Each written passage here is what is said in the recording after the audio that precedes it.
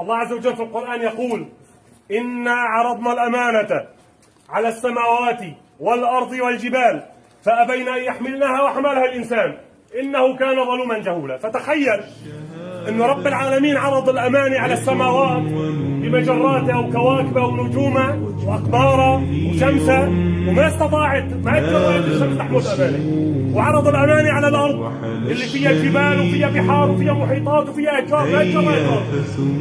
والجبال ما حملت هي الأمانة، مين حملها؟ حملها الإنسان. ومن الأمانة اللي حملها الإنسان هو السلاح. نحن في الثورة حملنا السلاح يا شباب، وهذا السلاح أمانة. أمانة لتسأل عنها يوم القيامة. شلون وجهت هذا السلاح؟ أخذت فيه أتاوة؟ ولا شلحت فيه أموال المسلمين؟ ولا ضربت فيه في الحفلات؟ ولا روعت فيه الناس في الشوارع؟ هذا السلاح بدك تنسأل عنه. نحن حملنا سلاح مشان ندافع عن حريتنا، ندافع عن كرامتنا، ندافع عن ثورتنا. هي الثورة اللي هي أطهر ثورة على مر التاريخ. فهي الثورة أمانة برقبتي ورقبتك. فهذا